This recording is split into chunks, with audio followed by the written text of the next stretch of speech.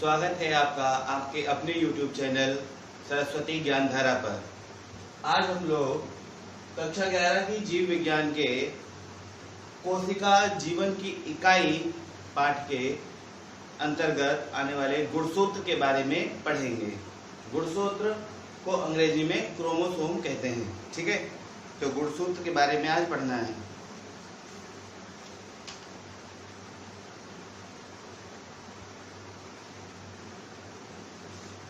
गुणसूत्र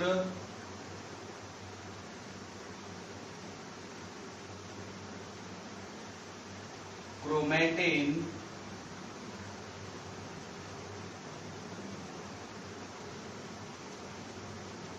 की बनी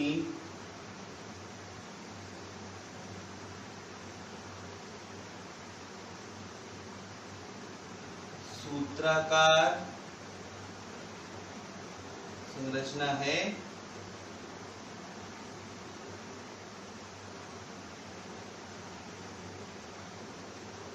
जो केंद्रक द्रव्य में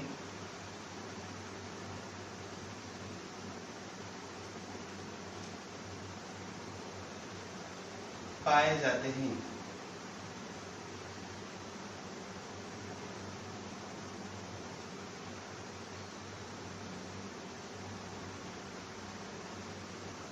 यानी गुणसूत्र कैसे हैं आपके? ये क्रोमैटिन के बने होते हैं, सूत्राकार होते हैं और कहाँ पाए जाते हैं? आपके केंद्रक द्रव्य में पाए जाते हैं। ठीक है, किसी भी जाति विशेष किसी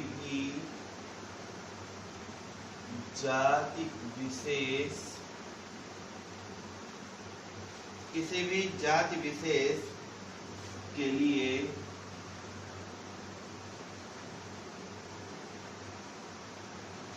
गुणसूत्रों की संख्या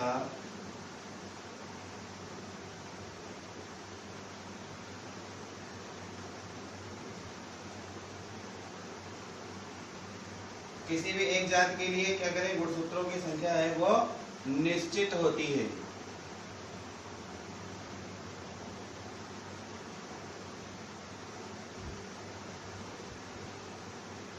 किसी भी जाति विशेष के लिए गुणसूत्रों की संख्या निश्चित होती है। जैसे मनुष्य में 46 गुणसूत्र ही पाए जाते हैं, तो ये निश्चित है चाहे कोई भी मनुष्य। ठीक है, इनकी खोज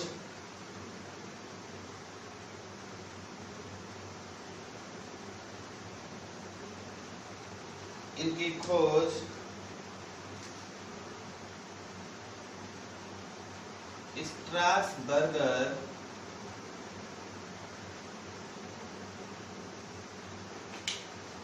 ने की थी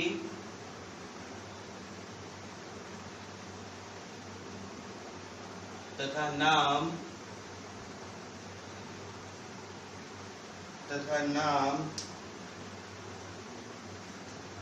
वॉल्डेयर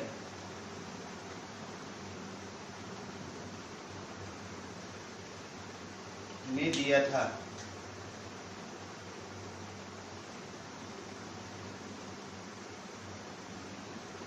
खोज की थी स्ट्रासबर्गर ने और नाम किसने दिया था? वॉल्डेयर ने दिया था।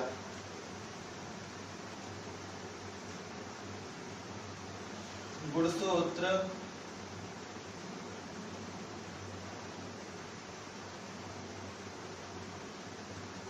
क्षारीय रंजकों, जो आपकी बेसिक डाई होती हैं, क्षारीय रंजकों द्वारा स्टेन होते हैं।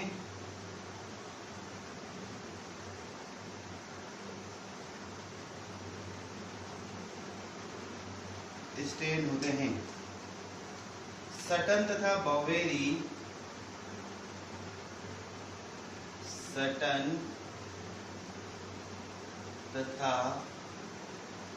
बावेरी के अनुसार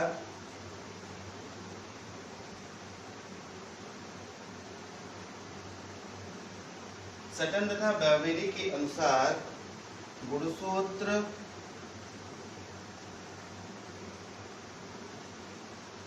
आनुवांशिक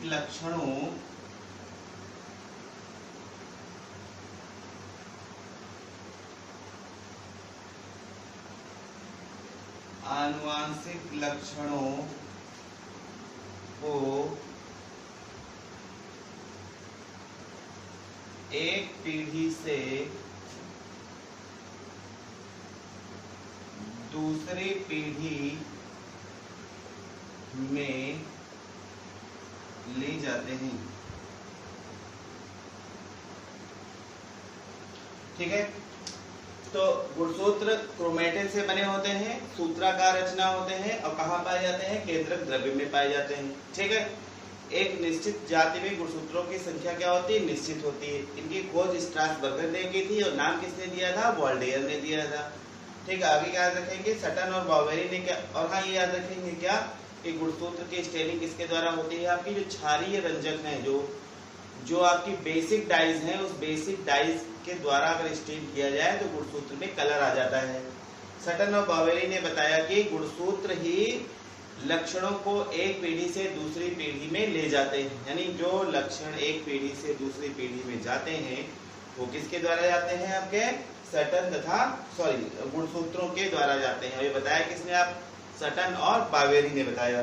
ठीक है, तो ये इसका देख लेंगे।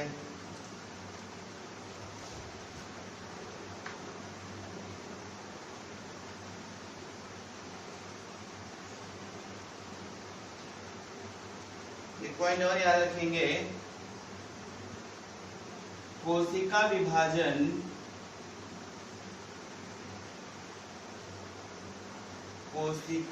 विभाजन की मध्यावस्था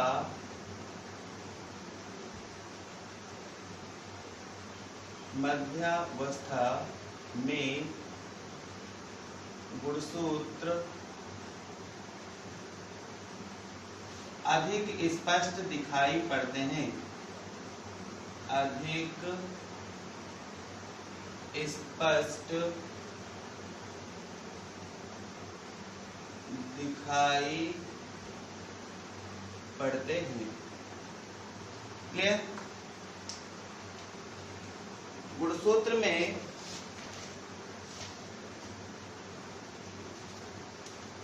प्रत्येक गुणसूत्र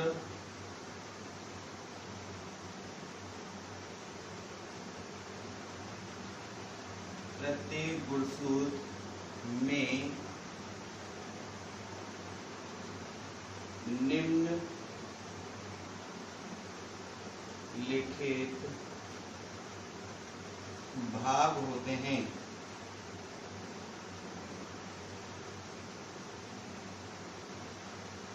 ठीक है, नंबर 1 क्रोमोनिमेटा।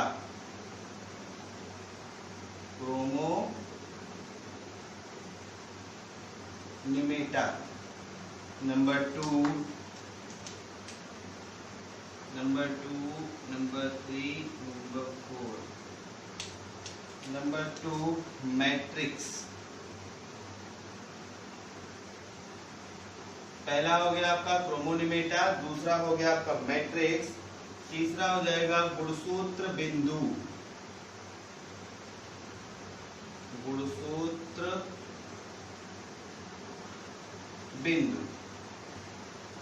पहला हो गया क्रोमोनिमेटा, दूसरा हो गया मैट्रिक्स, तीसरा हो गया गुणसूत्र बिंदु और चौथा हो जाएगा क्रोमोमियर।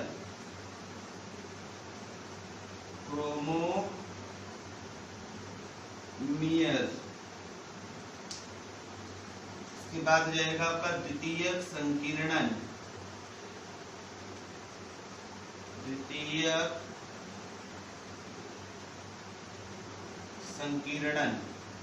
फिर टीलोमियर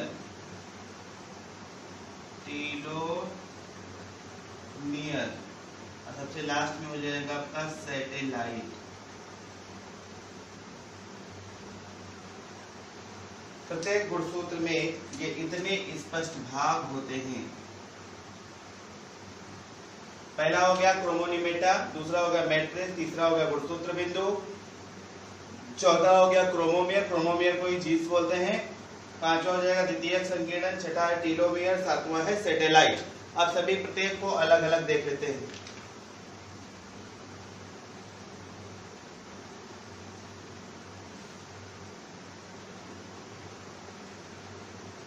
पहला है आपका क्रोमोनिमेटा। क्रोमोनिमेटा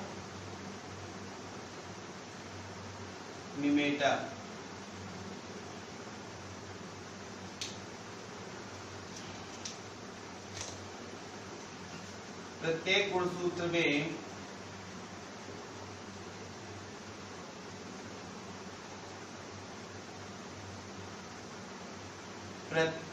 गुणसूत्र में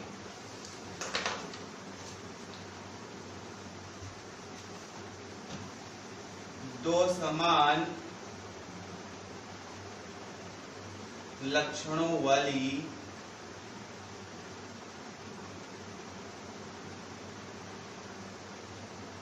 प्रत्येक गुणसूत्र में दो समान लक्षणों वाली धागे नुमा संरचना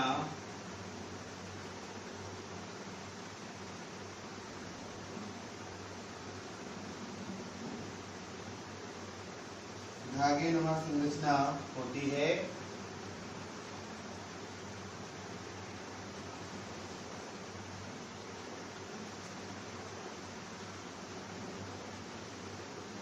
जिसे क्रोमैटिड कहते हैं।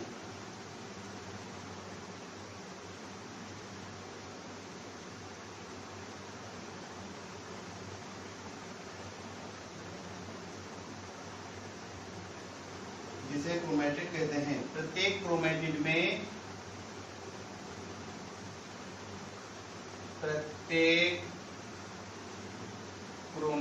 में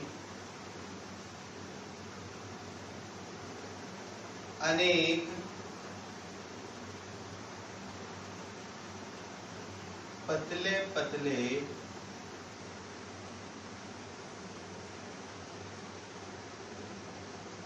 धागे समान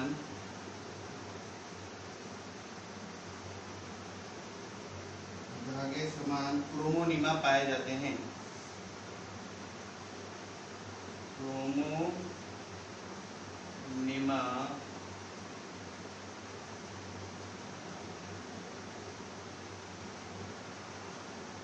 पाए जाते हैं। ये संघनित होकर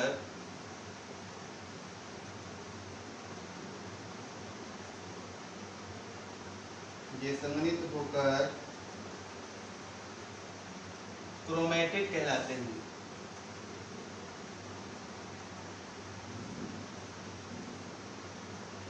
क्रोमैटिड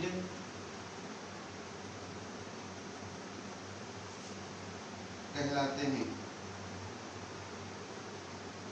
इसके बाद आएगा नंबर 2 आपका मैट्रिक्स।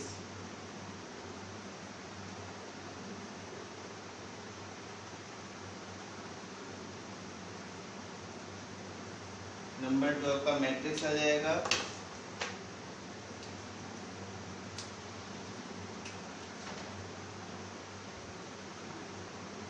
क्रोमोनिमेटा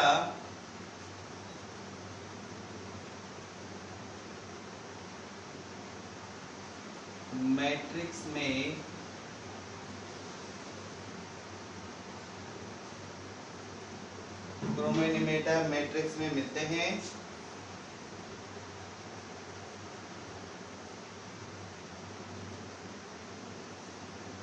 जो आपका क्रोमोनिमेटा है वो कहाँ पाया जाता है? आपका मैट्रिक्स में पाया जाता है।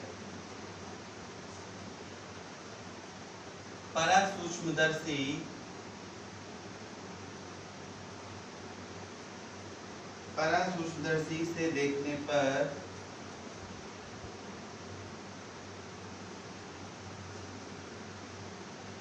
मैट्रिक्स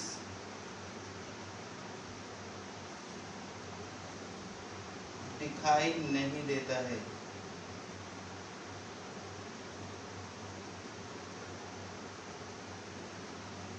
दिखाई नहीं देता है।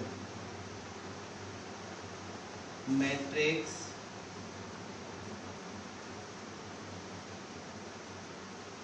एक आवरण से घिरा होता है।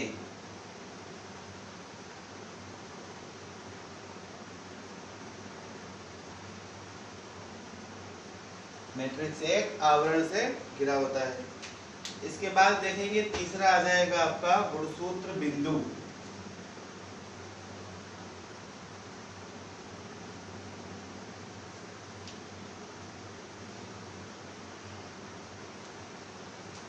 थर्ड हो जाएगा आपका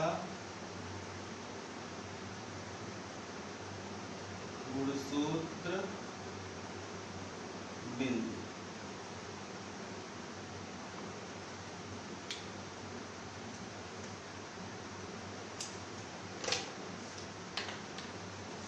यह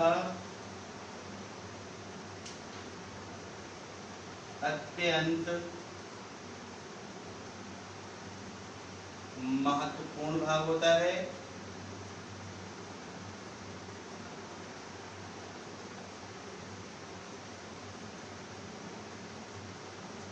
इसकी उपस्थिति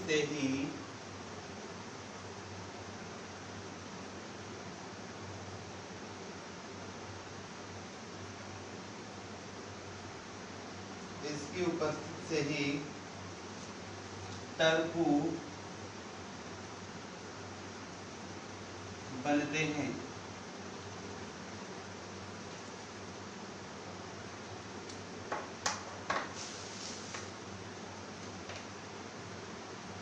इसकी उपस्थिति से ही टर्कू बनते हैं।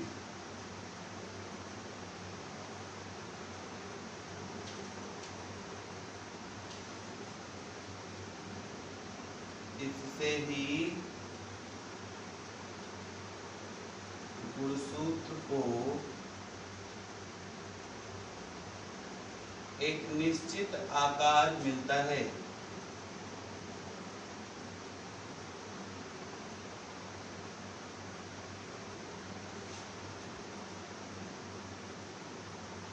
एक निश्चित आकार मिलता है। यह स्थान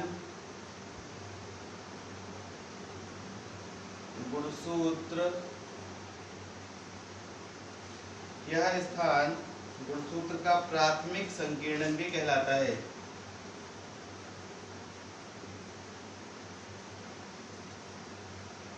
प्राथमिक संकीर्णन भी कहलाता है।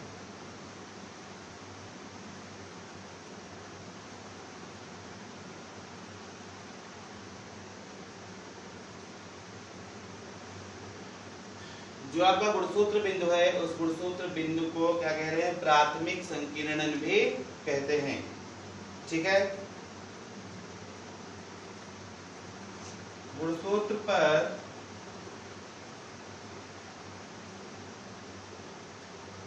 गुणसूत्र बिंदु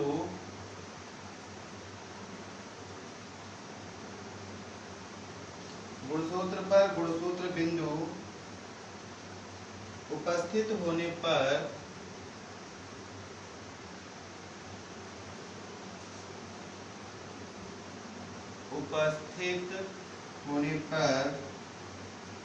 गुणसूत्र, अगर आपका गुणसूत्र पर गुणसूत्र बिंदु पाया जा रहा है तो जो आपका गुणसूत्र है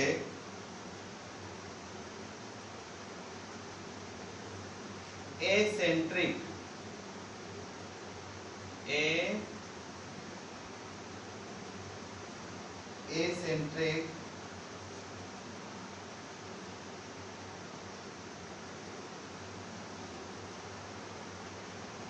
कहलाता है।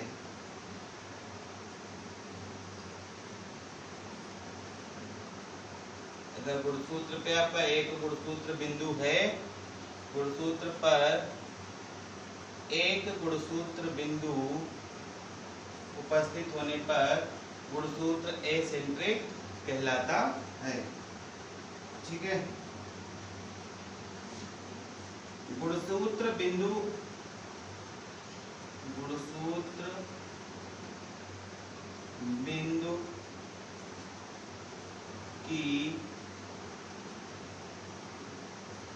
स्थिति के आधार पर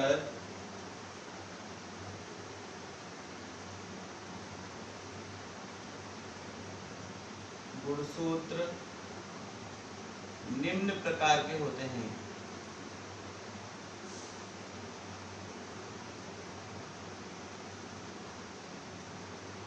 निम्न प्रकार के होते हैं।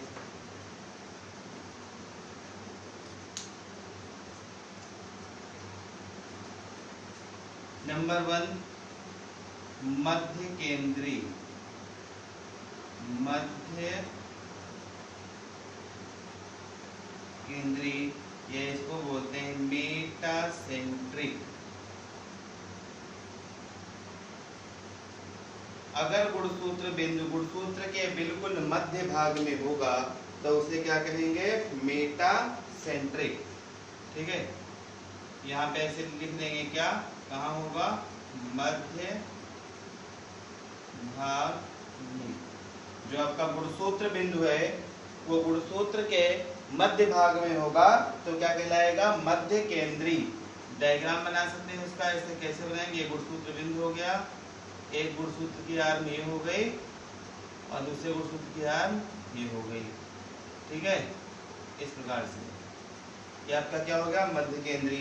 नंबर 2 उपमध्य केंद्री। उपमध्य केंद्री सब मेटासेंट्रिक। सब मेटासेंट्रिक।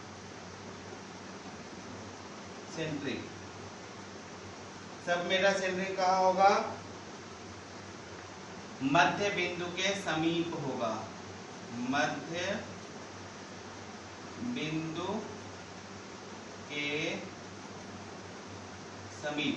जो गुणसूत्र है, गुणसूत्र के मध्य भाग के अगर थोड़ा पास में है अगर गुणसूत्र बिंदु तो उसे बोलेंगे क्या? उपमध्य केंद्री। जैसे मान लो ये आपका गुणसूत्र बिंदु हो गया, ये एक आर्म आपकी ये हो गई और एक आर्म ये हो गई।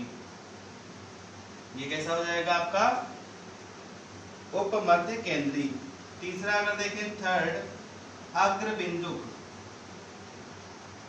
अग्र बिंदु। अग्र बिंदु या बोलते हैं इसको एक्रोसेंट्रिक। एक्रोसेंट्रिक। अगर आपका गुणसूत्र अग्र बिंदु है तो वहां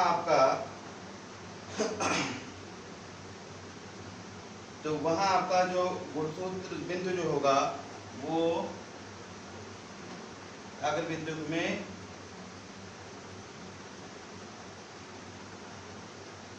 मध्य भाग के हो। जैसे मान लो ये आपका गुणसूत्र बिंदु हो गया, ये आर्म हो गई और एक आर्म हो गई। अग्र भुज एक भुजा के हल्का सा किनारे पे होता है तो उसको क्या बोलेंगे?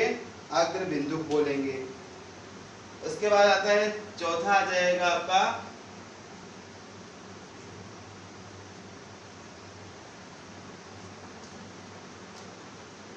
चौथा अगर देखें तो होगा आपका अंत केंद्री।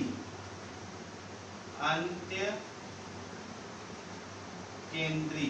अंग्रेजी में इसको बोलते हैं टीलोसेंट्रिक। टीलोसेंट्रिक। अगर आपका गुणसूत्र बिंदु गुणसूत्र के बिल्कुल एक किनारे पर हो, ये इस प्रकार से बिल्कुल एक किनारे पे अगर है तो उसे क्या बोलते हैं आप? अंत केंद्री बोलते हैं। ठीक है, इसमें एक ही गुणसूत्र की भुजा दिखाई पड़ती है, गुणसूत्र की दूसरी भुजा दिखाई नहीं पड़ती है। तो आपका अगर देखा जाए गुणसूत्र बिंदु के आधार पर गुणसूत्र 4 प्रकार के होते हैं। मध्य केंद्रीय बिल्कुल बीच में होगा, उपमध्य केंद्रीय बिल्कुल बीच में ना होकर थोड़ा सा किनारे होगा, अग्र बिंदु अगली भुजा एक भुजा के थोड़ा सा समीप में होगा। ठीक है, और अंत केंद्रीय में क्या होगा कि अंत केंद्रीय में बिल्कुल लास्ट में होगा। इससे गुणसूत्र की एक ही भुजा दिखाई पड़ेगी, दूसरी भुजा दिखाई नहीं पड़ेगी। ओके, तो ये तीसरा पार्ट था। चौथा आ जाएगा क्रोमोमियर या जीन्स। चौथी हेडिंग आएगी आपकी क्रोमोमियर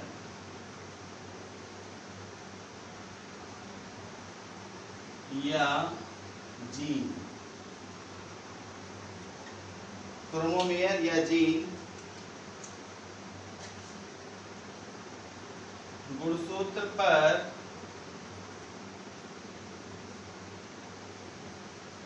उभरे हुए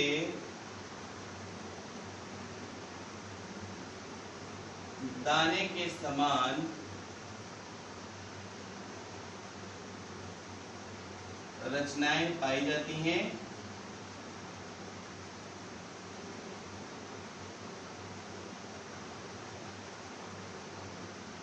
जिन्हें क्रोमोमियर कहते हैं। क्रोमोमियर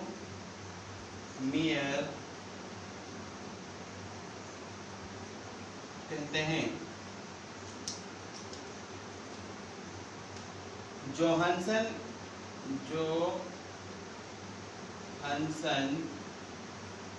ने इन्हें जीन नाम दिया था। जो गुणसूत्र पर उभरे हुए दाने के समान रचनाएं पाई जा रही हैं, ये उभरे हुए दाने के समान रचनाएं जो पाई जा रही हैं, इन्हें क्रोमोमियर कहते हैं। और इन क्रोमोमियर को जोहानसन ने क्या कहा था? जीन कहा था। ठीक है, जीन वंशागत की मूलभूत इकाई होती है।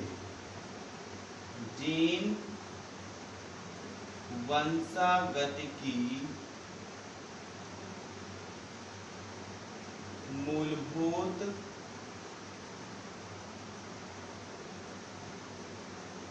इकाई होती है।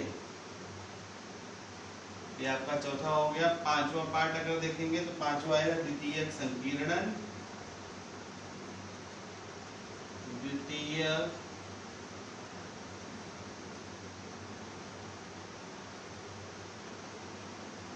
संकीर्णन या सेकेंडरी कॉन्स्ट्रिक्शन इसको बोलते हैं। फिर कोई खास चीज इसमें लिखने की आवश्यकता नहीं। द्वितीयक संकीर्णन कुछ गुणसूत्रों में पाया जाता है, सब में नहीं पाया। चाहते लिख लेंगे क्या कि कुछ गुणसूत्रों में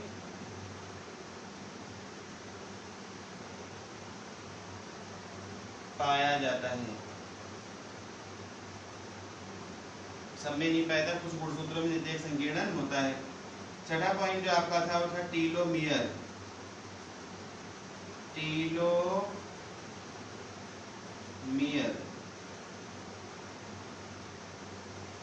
टीलोमियर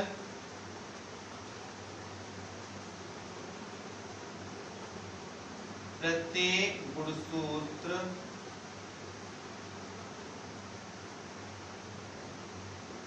के सिरों, जो गुणसूत्र के सिरे होते हैं को टीलोमियर कहलाते हैं। सिरों को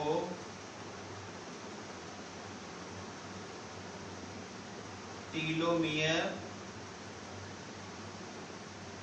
कहते हैं। ओके, और लास्ट इसका आ जाएगा जो क्या था आपका सैटेलाइट।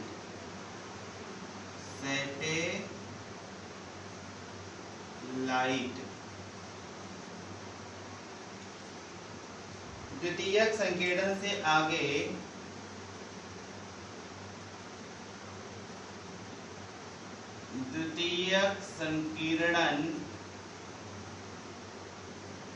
द्वितीयक संकीर्णन से आगे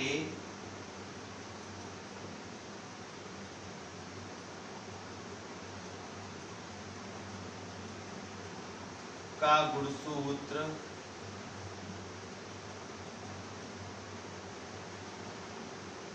द्वितीयक संकीर्णन से आगे का गुणसूत्र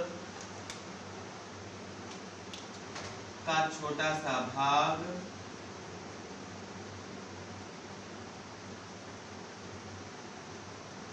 द्वितीयक संकीर्णन से आगे का गुणसूत्र का छोटा सा भाग सैटेलाइट कहलाता है। सैटेलाइट